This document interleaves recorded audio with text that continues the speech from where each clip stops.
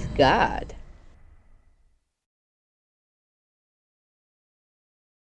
Oh my god, guys, welcome to today's video in which we're going to be learning when given the angles of a triangle, how can we classify the sides if we haven't been given the lengths of the sides. Okay guys, so without further ado, let's begin.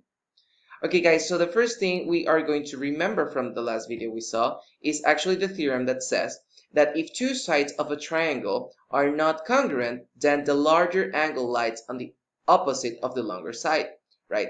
So that means that the longer angle, the highest angle, is going to oppose the longest side, and also the smallest angle is going to have the opposite shortest side. And we can use that logic in order to solve problems whenever we are given the angles but not the sides, right? So in this case, we're asked to order the sides from longest to shortest, and we are not given the sides, we're given just the angles, right? So the first thing we have to do is find the angles. So we have angle N, the measurement of angle N is 66.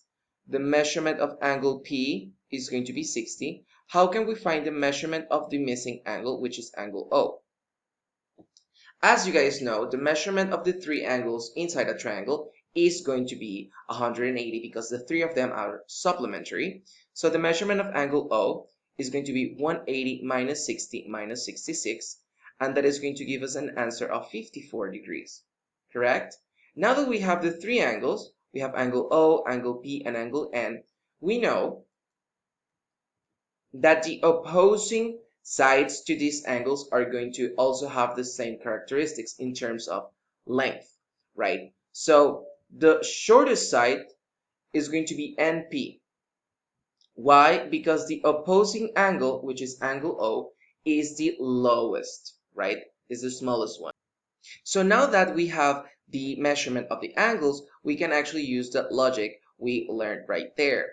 So we know that NP opposes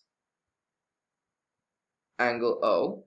We know that PO opposes angle N. And we know that NO opposes angle P, right? So what does that mean? If N is the highest one, right, because it's 66 degrees, then that means that PO is going to be the longest side as well. So PO is the longest one.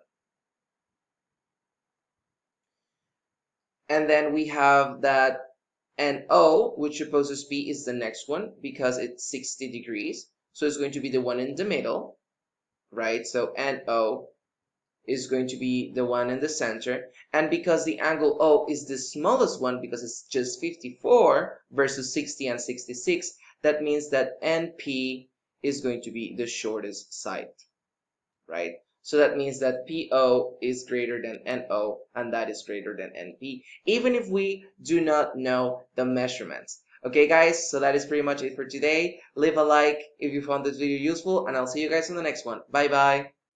Check out these other videos to improve your math skills, and make sure you click that subscribe button to make the community grow. Follow ohmathgad in its social media accounts, drop a like, a comment below, and see you on the next one. Bye!